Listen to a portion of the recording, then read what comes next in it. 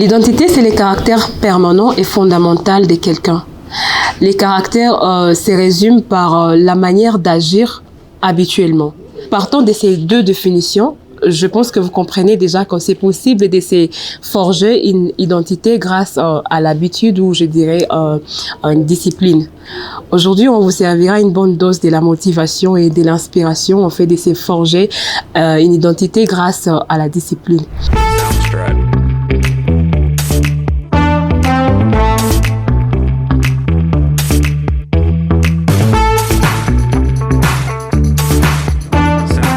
Bonjour à tous et bienvenue à notre émission. Aujourd'hui, nous sommes en train de parler de comment se forger une identité grâce à la discipline.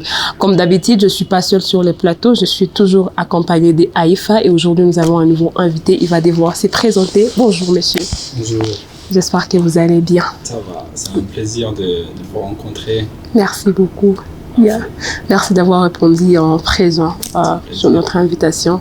Aïfa, j'espère que tu vas bien aussi. Bien. D'accord.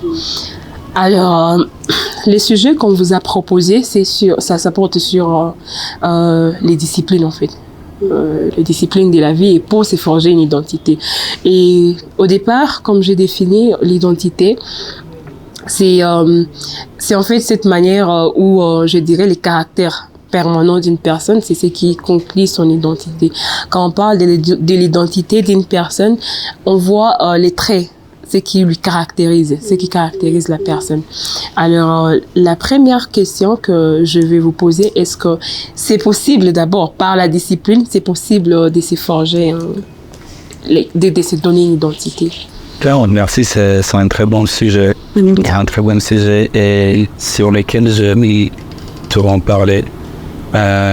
Soit pour accomplir beaucoup de choses dans la vie, il faut une discipline. Okay.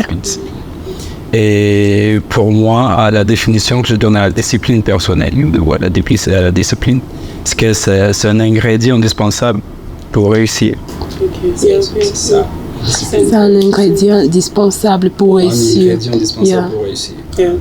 En fait, partant de cette définition, c'est que sans la discipline, pour toi, il n'y a pas de réussite. En tout cas, pour moi, oui.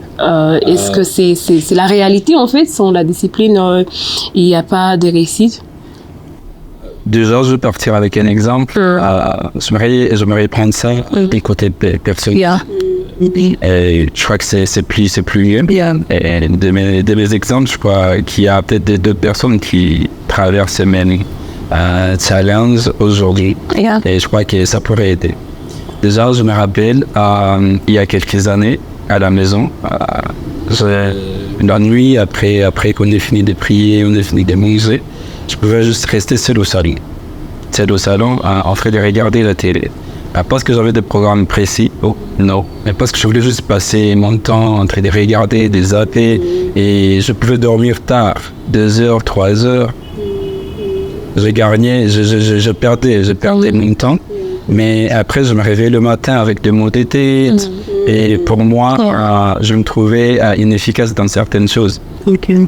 Après quelques mois, j'ai pris conscience. Je me dis, mais qu'est-ce que je vais devenir? Est-ce que c'est cet homme, ce garçon qui passe nuit à éveiller devant la télé sans rien faire pendant que c'est temps, je peux utiliser ça d'une autre manière qui va m'aider. Alors je m'étais dit non, il faut que je me sacrifie, que je me sacrifie pour ce temps. Donc que je remplace ce moment avec d'autres choses qui pourraient m'aider. Alors qu'est-ce que j'ai fait? J'ai pris mon téléphone, j'ai programmé l'alarme 22h pour le lit. Je me réveille à 5 heures. Et puis je me dis, si de 22 heures à quelques heures je n'ai pas sommeil, je vais aller regarder la télé. Et je vais prendre un petit cahier. Ça va m'aider. C'est pas facile. Il faut en tout cas, du travail. Déjà au début, j'ai essayé, ça n'a pas marché. Une fois, 2 fois, 3 fois. Mais c'est cette discipline à laquelle je m'étais donné qui a commencé à façonner ma façon de voir les choses. Après, je me réveillais le matin sans mot de tête, je me disais, waouh, ça peut aller comme ça. Et après, je me dis, qu'est-ce que je peux encore augmenter ça? Alors, je commençais quand j'ai réfléchi, j'écris. Et ça m'a aidé. Ça m'a aidé à avoir des inspirations de la nuit. Yeah. Donc, quand je sens que je n'ai pas sommeil, c'est vrai, c'était pas évident. Et voilà, dire que je dors à 2 heures parce que je le programmais comme ça. Yeah. Mais après, quand je dis non, je vois le téléphone sonner, il est 22 heures. Ok. J'arrête, je ne suis pas à la télé, je prends une petite cahier si je n'ai pas sommeil pour faire des petites choses. Et voilà. Après, ça m'a aidé. Ça m'a aidé et ça m'a fait découvrir une passion à laquelle je m'identifie aujourd'hui. Wow. C'est quelle passion? Aujourd'hui, je peux écrire. Je peux Oh, tu peux écrire. qui motive. Yeah. Yeah. Une nuit, j'ai écrit une citation qui, aujourd'hui, en tout cas, il continue à me façonner. Ce n'est pas fini parce que c'est un processus. Yeah. Parce qu'on n'est pas, on n'a jamais gagné si on veut atteindre un objectif plus grand dans la vie. Yeah. Donc, on apprend chaque jour. Yeah. Alors, c'est quoi ce que j'avais écrit pendant une nuit et qui m'a changé, qui m'a donné une autre manière de voir les choses? C'était de la même manière que vous arrosez le plus bel plante de vos jardins. Prenez aussi soin, afin qu'elle défane. Voilà, de la même manière que vous arrosez les plus belles plantes de votre jardin afin qu'elles défane. Prenez aussi soin d'arroser vos têtes, vos esprits, vos âmes, vos cœurs, par des belles paroles, de méditation, des prières, afin qu'elles vivent et demeurent en paix. Et là, il s'est dit, waouh, ok, donc tout ce temps-là que j'ai passé à regarder la télé, j'étais en train de me détruire. Pendant, peut-être qu'il fallait que je fasse face. Et ça m'a aidé. Et aujourd'hui, c'est ce temps, ce sacrifice que j'ai pris, ça m'a façonné à comment voir les choses. Et ça m'a forgé une identité. Et qu'aujourd'hui, quand on me demande qui est-il, la première des choses qui me vient en tête, c'est de aujourd'hui, je peux dire que je suis écrivain. Que j'écris, et puis peut-être que je suis auteur de quelques mots qui aident aussi les gens. Il y a en fait, ce que je comprends, c'est que pour retrouver cette identité, il fallait la discipline.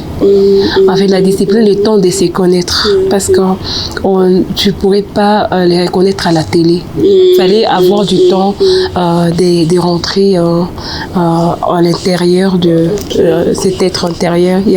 Et si je comprends bien, donc il fallait qu'il s'identifie à lui-même. C'est la personne que tu cherchais était en toi et non pas à la télé. Toi, tu n'arrivais pas à t'identifier à la télé, tu n'arrivais pas à te retrouver là-bas. Donc, tu as cherché la personne en toi et tu n'as retrouvé. Voilà, c'est il fallait que je me sacrifie. C'était pas facile, mais il fallait que je me sacrifie pour me trouver. Et ça valait la peine. Ça valait la peine. En fait, le truc, c'est quoi? C'est que l'habitude est là, ça devient notre nature, notre deuxième nature. Tu vois? Il y a plusieurs personnes. Peut-être que j'en fais partie aussi. On dort, on se réveille, quand tu sursautes, c'est les téléphones en premier. Les téléphones directement. On ne peut pas rester 1h30 sans pour autant toucher son téléphone. Quelqu'un un jour dit, je sais pas si dans des livres, c'est pas où, je sais même pas si c'est Haïfa, genre on ne change pas une mauvaise habitude, on les remplace.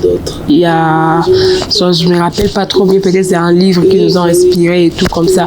Est-ce que vous êtes d'accord avec et jusqu'où vous soutenez là? Je suis d'accord. Si déjà on a une conscience que voilà, il faut que je change, il faut que je le discipline, c'est que déjà il y a quelque chose qu'on a remarqué.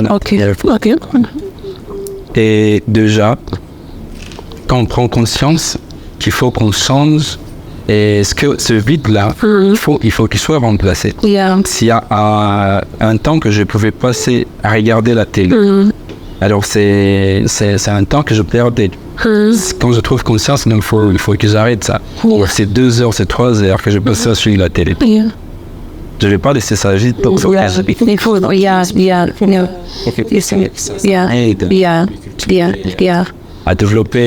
me développer moi-même. Donc, ce qui veut dire, c'est parce que si nous sommes en train d'accompagner les gens pour se forger l'identité. Donc, let's say c'est une personne qui n'a pas encore une identité, on l'identifie en vie en fait. Ou soit c'est une personne qu'on l'identifie qui est dans les mal.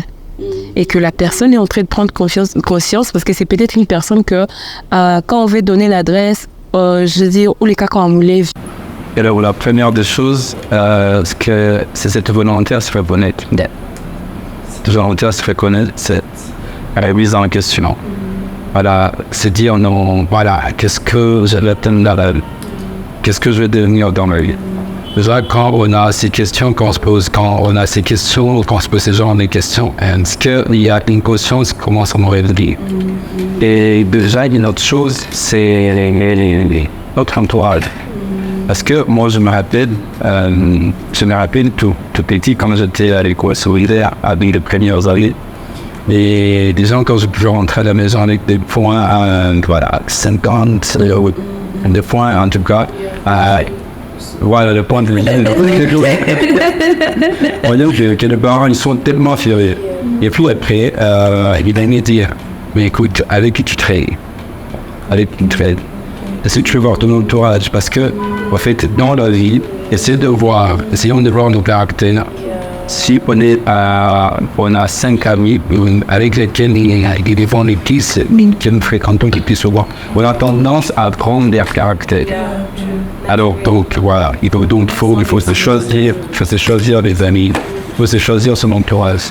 Je crois que ça aussi, ça va se faire notre manière de... Voilà.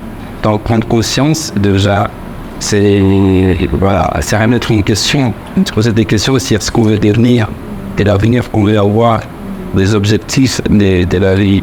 Et c'est fixer des ambitions. Et après, je crois que c'est un bon début pour... Merci beaucoup, Delphine. Oui, je vous ai même appris.